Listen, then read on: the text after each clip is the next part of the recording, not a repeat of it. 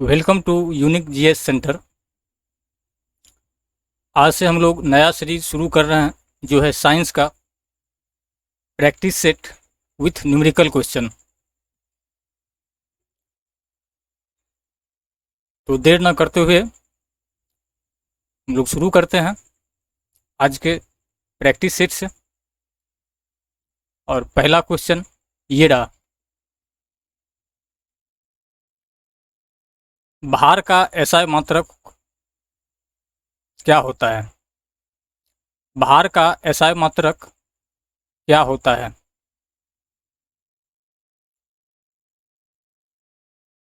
ये गलत है, 2 बार होता लिखा गया है। भार का एसआई मात्रक क्या होता है? इसका सही उत्तर होगा न्यूटन।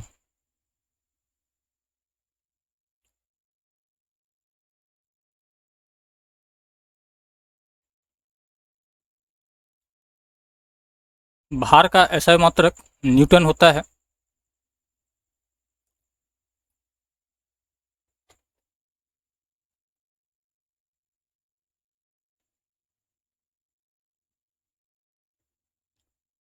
हम लोग एसआई मात्रक के बारे में थोड़ा सा देख लेते हैं।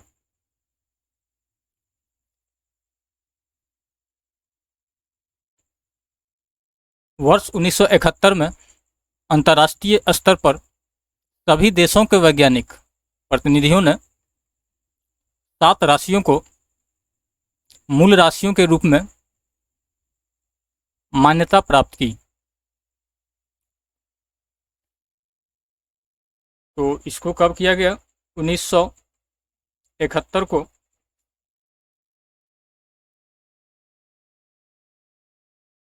और ये 7 भौतिक राशियां हैं।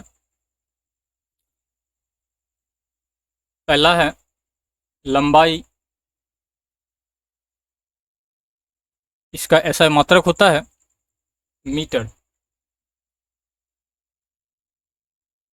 दूसरा है द्रव्यमान,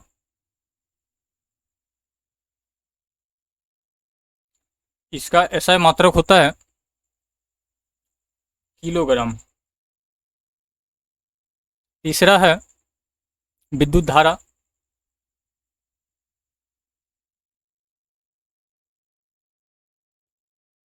और इसका ऐसा मात्रक होता है एम्पियर। एम्पियर। चौथा है ताप, और इसका ऐसा मात्रक होता है केल्विन। पांचवा है समय, इसका ऐसे मात्रक होता है सेकेंड। छठा है ज्योति तीव्रता,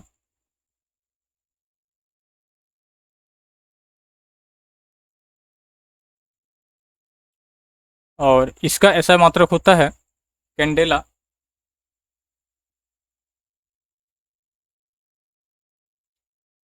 सातवां है पदार्थ की मात्रा। पदार्थ की मात्रा, और इसका ऐसा मात्रक होता है, सॉरी ये मोल होगा। पदार्थ की मात्रा, इसका ऐसा मात्रक है मोल। तो अभी हम लोग देखें भार का ऐसा मात्रक क्या होता है, न्यूटन। और इसके बारे में भी देखें कि कब किया गया इसका जो है राष्ट्रीय स्तर पर वैज्ञानिक प्रतिनिधियों ने 7 राशियों को मूल राशि के रूप में मान्यता प्राप्त की। तो ये कब किया गया? 1971 में। नेक्स्ट क्वेश्चन की ओर बढ़ते हैं। विभवांतर को मापने के लिए किस उपकरण का उपयोग किया जाता है? विभवांतर को मापने के लिए किस उपकरण का उपयोग किया जाता है? इसका सही उत्तर होगा वोल्ट मीटर।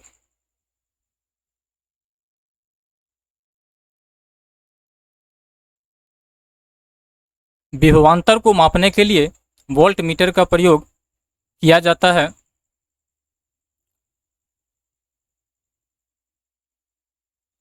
अब क्वेश्चन ये है कि विभवांतर कहते किसको हैं? तो एक कूलाम धनात्मक आवेश को विद्युत क्षेत्र में एक बिंदु से दूसरे बिंदु तक ले जाने में किए गए कार्य को उन बिंदुओं के मध्य विभवांतर कहते हैं। और इसका मात्रक तो जैसा कि बता दिए हैं, ये होता है वोल्ट, और इसको मापते हैं हम लोग किससे? वोल्ट मीटर से।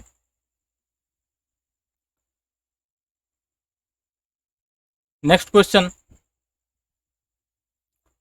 मोटर गाड़ी के ओडोमीटर से मापा जाता है। मोटर गाड़ी के ओडोमीटर से मापा जाता है। इसका सही उत्तर होगा दूरी। मोटर गाड़ी के ओडोमीटर से दूरी को मापा जाता है। ओडोमीटर से वाहनों के पहियों द्वारा तय की गई दूरी मापा जाता है। ओडोमीटर से क्या मापा जाता है? वाहनों के द्वारा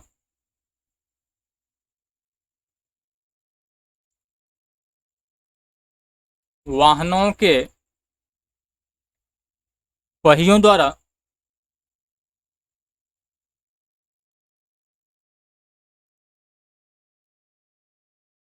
तय की गई दूरी मापा जाता है।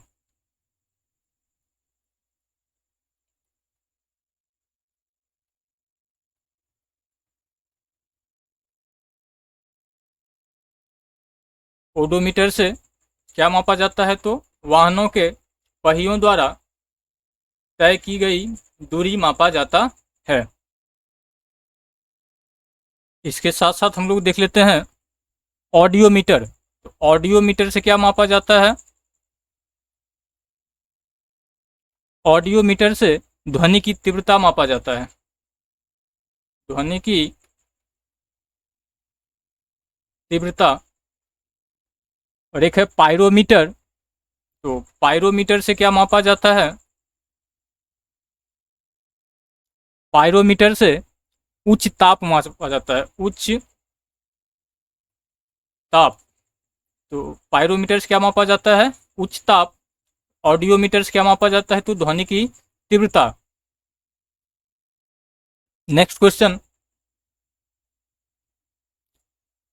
40 न्यूटन का एक बल एक वस्तु को 2 मीटर विस्थापित कर देता है और 40 जूल कार्य करता है। बल और विस्थापन के बीच कोण है। 40 न्यूटन का एक बल एक वस्तु को 2 मीटर विस्थापित कर देता है और 40 जूल कार्य करता है। बल और विस्थापन के बीच कोण होगा। इसका सही उत्तर होगा 60 डिग्री। अब इसको हम लोग देख लेते हैं 60 डिग्री कैसे आया। तो दिया हुआ है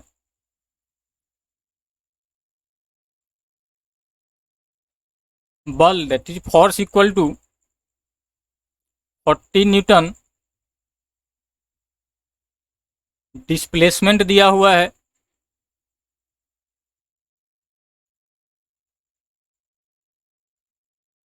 2 मीटर और वर्क दिया हुआ है दैट इज W 40 जूल। हम लोग को इसके लिए एक छोटा सा फॉर्मूला देखना होगा और ये होता है work equal to F into D into cos theta that is बल गुने विस्थापन इंटू कॉस थीटा। तो F का वैल्यू कितना है? 40 न्यूटन, डिस्प्लेसमेंट है 2 मीटर और कॉस थीटा तो हमको निकालना है। ये तो दिया नहीं है लेकिन वर्क दिया गया है। तो वर्क कितना दिया हुआ है? ये दिया हुआ है 40 जूल। वर्क दिया हुआ है 40 जूल। तो यहाँ से 40 कैंसिल, इधर कुछ नहीं है तो 1 equal to 2 into cos theta that is cos theta equal to 1/2, और हम लोग जानते हैं कॉस हाफ का वैल्यू होता है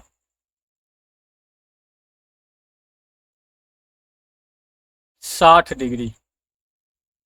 न्यूमेरिकल क्वेश्चन बनाते वक्त एक बात पे विशेष ध्यान देना होता है कि जितने भी मात्रक है उसको हम लोग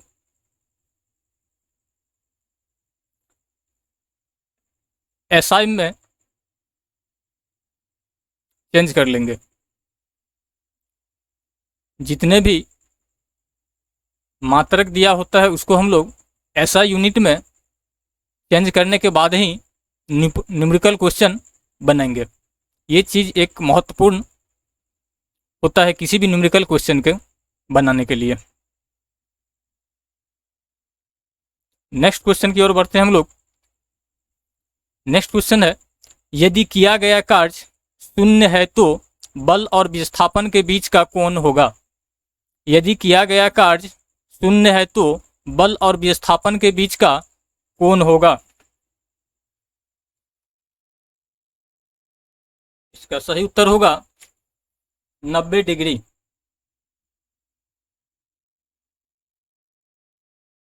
अब यहां भी हम लोग पहले क्वेश्चन की तरह देखेंगे, जो भी पहले वैल्यू दिया गया है उसको हम लोग लिख लेंगे।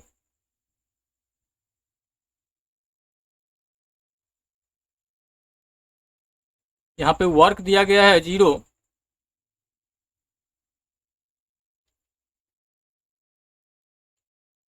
और हमको फाइंड करना है बल और विस्थापन के बीच का कोण। तो एक चीज फिर से हम लोग यहाँ पे फॉर्मूला लगाएंगे, work equal to F into D into cos theta. F into D into cos theta, work equal to F into D into cos theta, that is बल गुना विस्थापन कॉस थीटा। तो यहाँ पे दिया हुआ है वर्क इक्वल टू कितना दिया है, तो 0।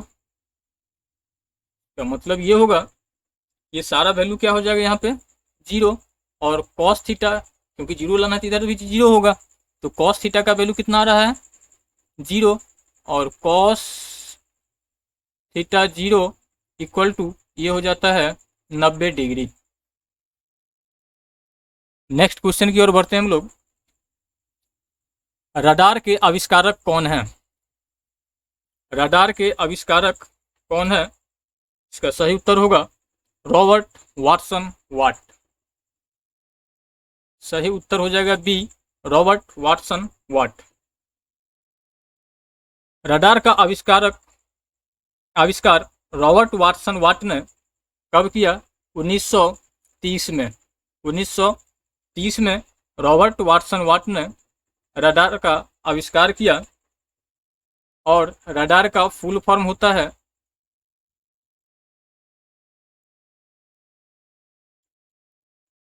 रेडियो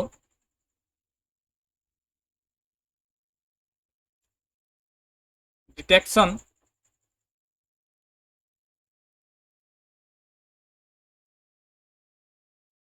एंड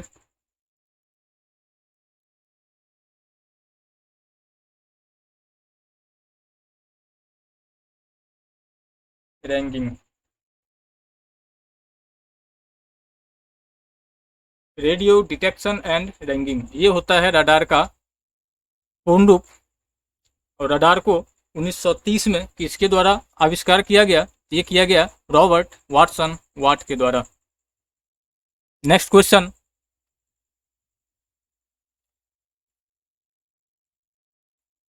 भारतीय अंतरिक्ष अनुसंधान संगठन इसरो की स्थापना कब हुई। भारतीय अंतरिक्ष अनुसंधान संगठन इसरो की स्थापना कब हुई, इसका सही उत्तर है 1969। जो कि ऑप्शन में नहीं है, मिस्टेक है, इसको हम लोग देख लेंगे, ये हो जाएगा 1969। कब किया गया ये, 1969 में इसरो का स्थापना किया गया। तो देख लेते हैं इसरो का स्थापना 15 अगस्त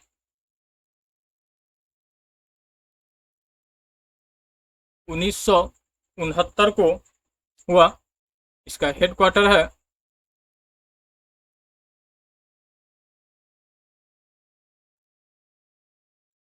बेंगलुरु,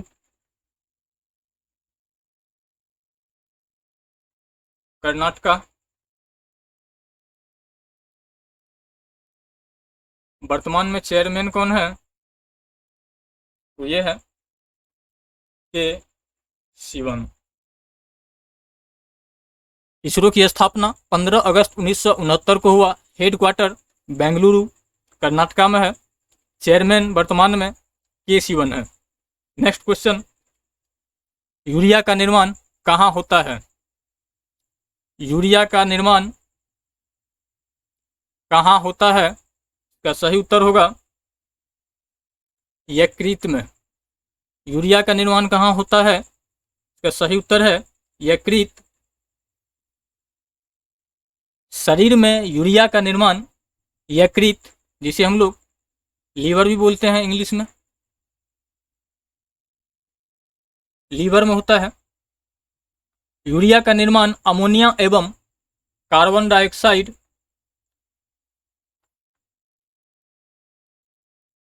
की क्रिया के फलस्वरूप होता है।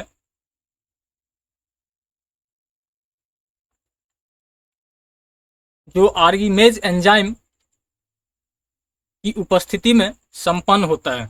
तो यूरिया का निर्माण किससे किससे होता है? ये होता है अमोनिया एवं कार्बन डाइऑक्साइड।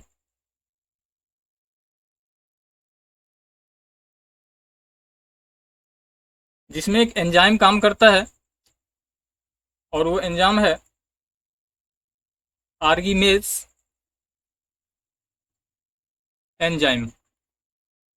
इसी के उपस्थिति में यूरिया का निर्माण कहाँ होता है? तो यकृत में होता है। नेक्स्ट क्वेश्चन, जीव विज्ञान शब्द का प्रयोग सर्वप्रथम किसने किया? जीव विज्ञान शब्द का प्रयोग सर्वप्रथम किसने किया? इसका सही उत्तर है लेमार्क तथा ट्रेविरेनस ने। जीव विज्ञान शब्द का प्रयोग सर्वप्रथम कब किया गया? तो ये है 1801 में किया गया। जिसमें लेमार्क कहाँ के वैज्ञानिक हैं? तो ये फ्रांस के वैज्ञानिक और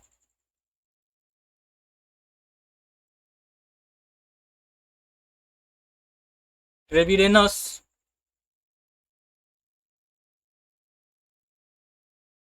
जर्मनी के वैज्ञानिक ने सर्वप्रथम जीव विज्ञान शब्द का प्रयोग किया था। और इस चीज को ध्यान रखना है कि जीव विज्ञान का पिता अरस्तु को माना जाता है। जीव विज्ञान का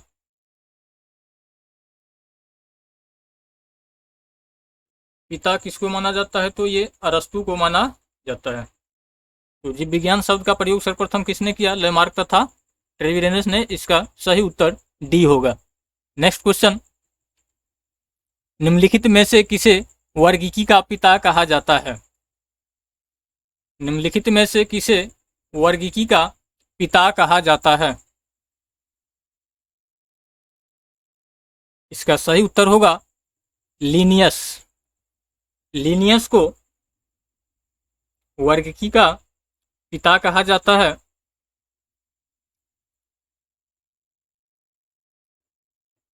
कार्ल लीनियस ने एक पुस्तक लिखी जिसका नाम था सिस्टेमा नेचर। और इसी में संपूर्ण जीवधारियों को दो जगतों में बांटा। एक था पादप जगत,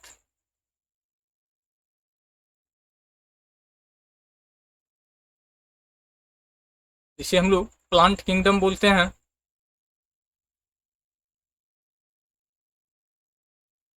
और एक था जंतु जगत।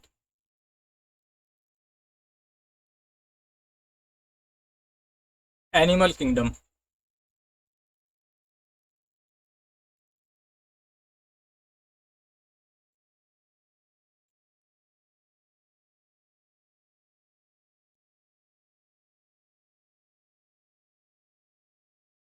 इन्होंने ही जीवों की नाम पुकारने की एक वैज्ञानिक पद्धति का विकास किया। इस पद्धति को द्विनाम पद्धति कहा जाता है।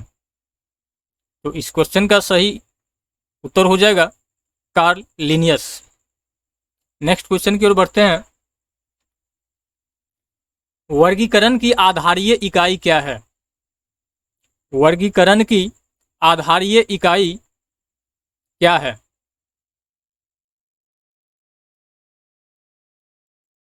इसका सही उत्तर होगा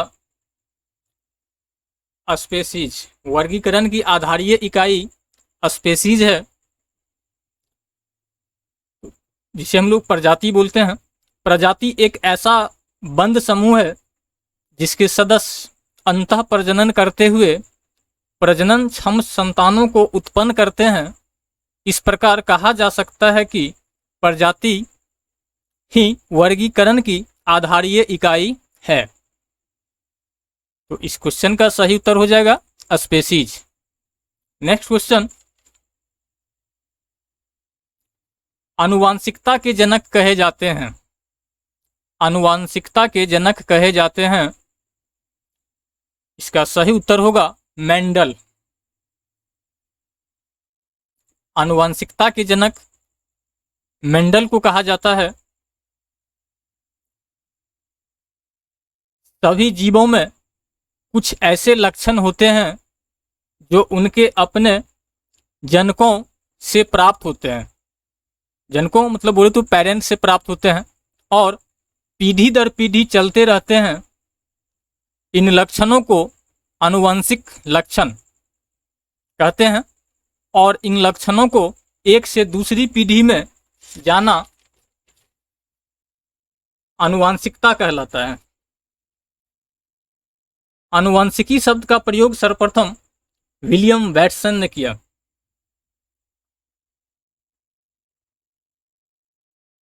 आनुवंशिकी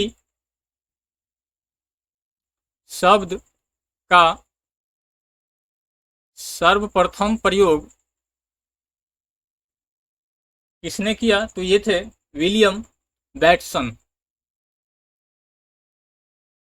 विलियम वैटसन ने किया। आनुवंशिकी का जनक ग्रेगर जॉन मेंडल, जिन्होंने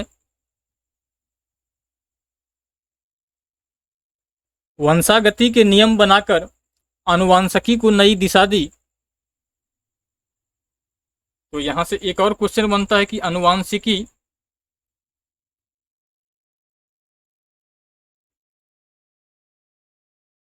का जनक किसे कहते हैं? तो ये कहा जाता है ग्रेगर जॉन मेंडल को।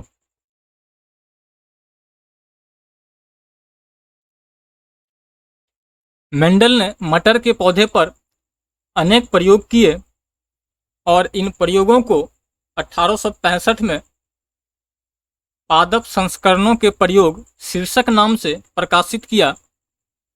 इसे मेंडल के नियम या मेंडेलिजियम नाम से जाना गया। तो यहाँ से हम लोग क्या देखें, मेंडल ने मटर के पौधे पर अनेक प्रयोग किए और इन प्रयोगों को 1865 में, कब इसको प्रकाशित किया? 1865 में पादप संस्करणों के प्रयोग, पादप संस्करणों के प्रयोग शीर्षक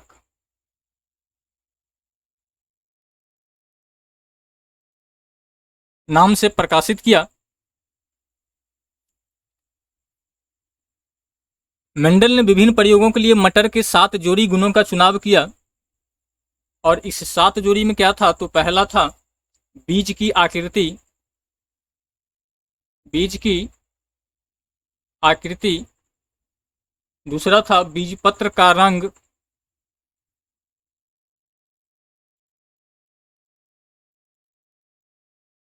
तीसरा पुष्प का रंग,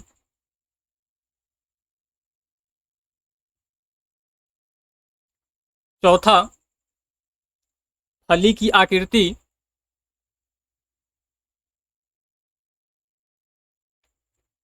पांचवा फली का रंग,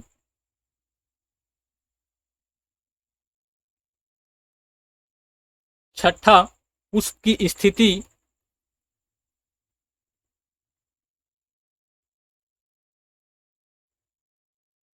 और सातवां पौधे की लंबाई।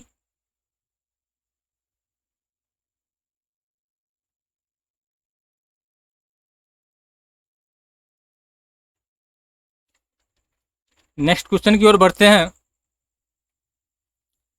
जैव विकास को सर्वप्रथम किसने समझाया? जैव विकास को सर्वप्रथम किसने समझाया? इसका सही उत्तर होगा लैमार्क। जैव विकास को सर्वप्रथम लैमार्क ने समझाया। लैमार्क द्वारा लैमार्कवाद का सिद्धांत प्रस्तुत किया गया। नेक्स्ट क्वेश्चन, लाल रक्त कोशिकाओं का निर्माण किसके द्वारा किया जाता है? लाल रक्त कोशिकाओं का निर्माण किसके द्वारा किया जाता है? इसका सही उत्तर होगा अस्थि मज्जा। लाल रक्त कोशिकाओं का निर्माण अस्थि मज्जा के द्वारा किया जाता है।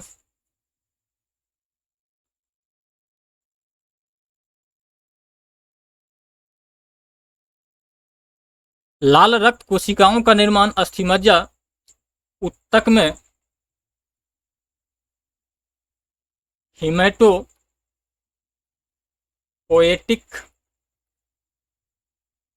स्टेम कोशिका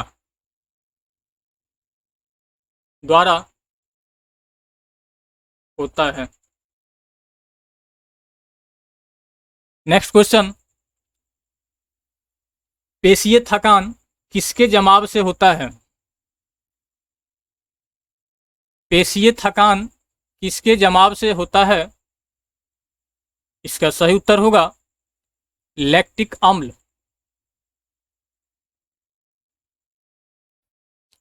पेशियों के चलन में कमी आने से पेशीय थकान, दर्द आदि की समस्या आती है। पेशीय थकावट के मुख्य कारण लैक्टिक अम्ल का जमाव होता है। नेक्स्ट क्वेश्चन, दांत और हड्डियां ताकत और कठोरता किससे प्राप्त करती है? दांत और हड्डियां ताकत और कठोरता किससे प्राप्त करती है? इसका सही उत्तर होगा कैल्शियम।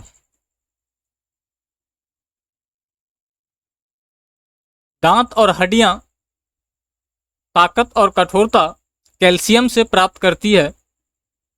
दांत और हड्डियां कैल्शियम और फॉस्फेट के बने होते हैं। दांत और हड्डियां कैल्शियम और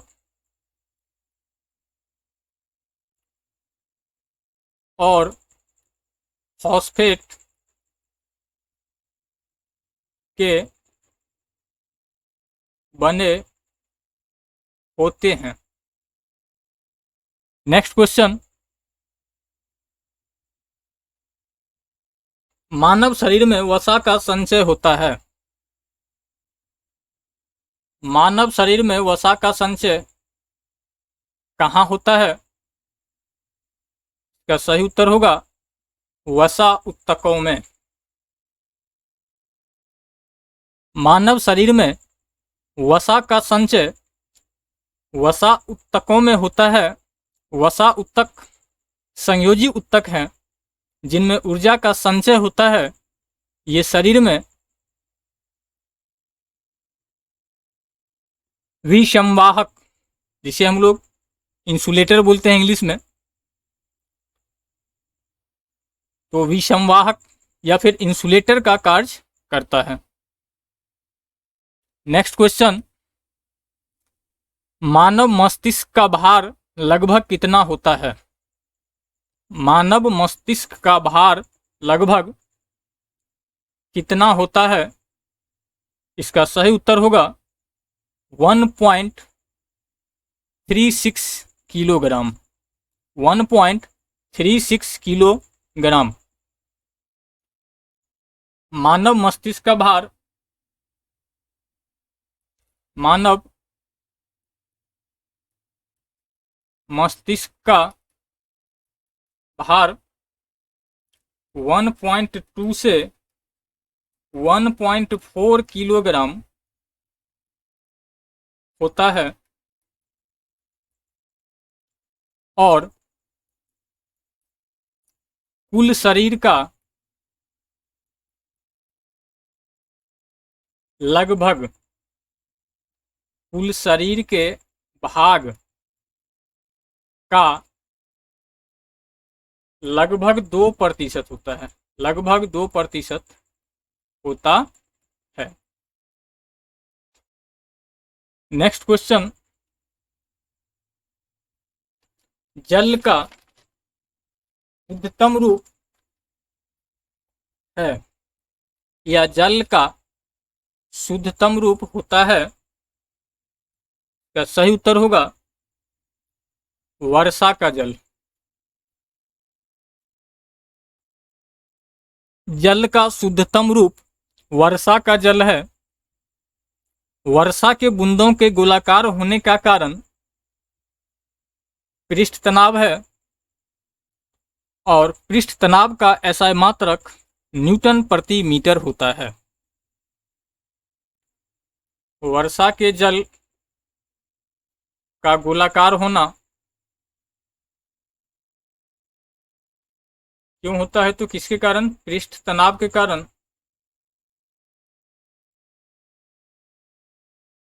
और पृष्ठ तनाव का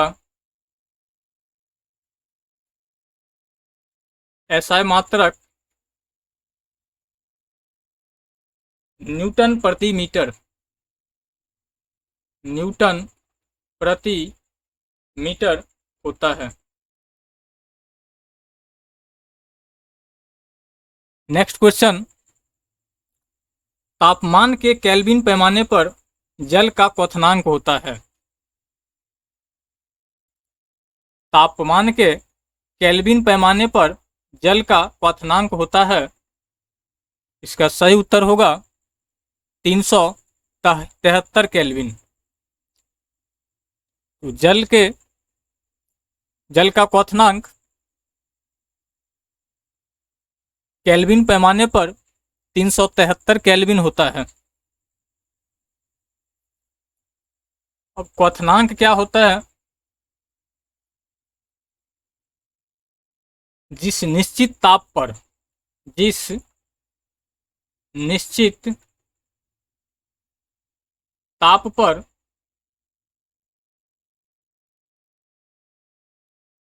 द्रव वाष्प में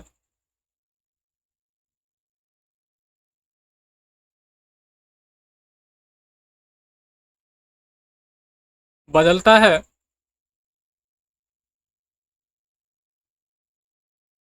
क्वथनांक कहलाता है।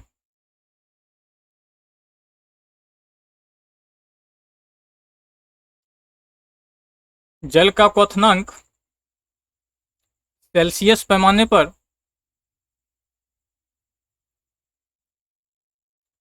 100 डिग्री सेल्सियस होता है। केल्विन में 373 केल्विन और फ़ारेनहाइट में 212 डिग्री फ़ारेनहाइट होता है। नेक्स्ट क्वेश्चन, लोहे में बहुत शीघ्र जंग कहाँ लगती है? लोहे में बहुत शीघ्र जंग कहाँ लगती है? इसका सही उत्तर होगा समुद्र के जल में। लोहे में बहुत शीघ्र जंग समुद्री जल में लगता है क्योंकि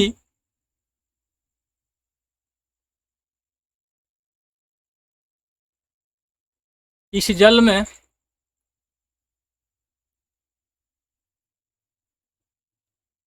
अधिक मात्रा में लवण पाया जाता है।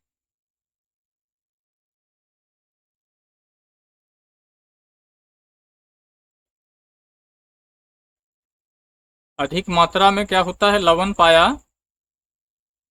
जाता है, जो लोहे की जंग लगने की दर को बढ़ा देता है। जो लोहे की जंग लगने की दर को बढ़ा देता है। नेक्स्ट क्वेश्चन, किसी तत्व की परमाणु संख्या निम्नलिखित की संख्या के बराबर होती है। किसी तत्व की परमाणु संख्या निम्नलिखित की संख्या के बराबर होती है। इसका सही उत्तर होगा नाभिक के प्रोटॉन के बराबर होती है। किसी तत्व की परमाणु संख्या नाभिक के प्रोटॉन की संख्या के बराबर होती है। प्रोटॉन का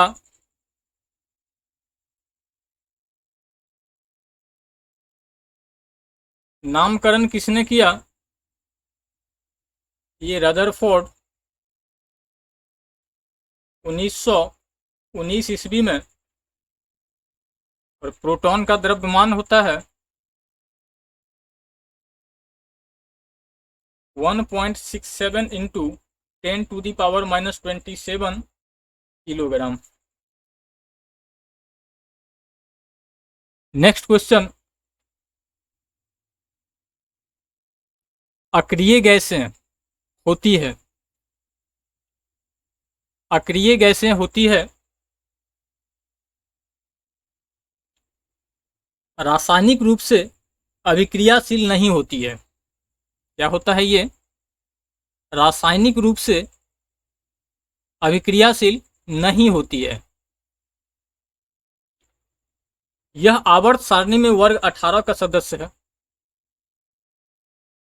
आवर्त सारणी में वर्ग 18 का सदस्य होता है। इसे शून्य वर्ग का तत्व भी कहते हैं। इसे शून्य वर्ग का तत्व भी कहते हैं। अक्रिय गैस को दुर्लभ गैस या उत्कृष्ट गैस भी कहा जाता है। अक्रिय गैस को दुर्लभ गैस या उत्कृष्ट गैस भी कहा जाता है। नेक्स्ट क्वेश्चन, निम्न में से किस गैस का उपयोग बैक्टीरिया को मारने में किया जाता है? निम्न में से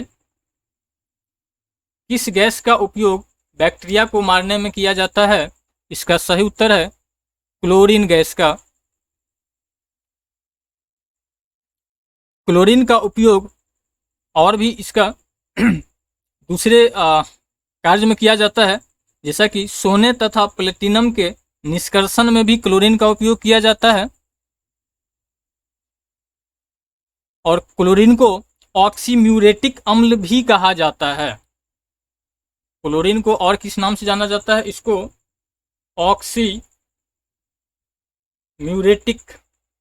म्यूरेटिक अम्ल भी कहा जाता है।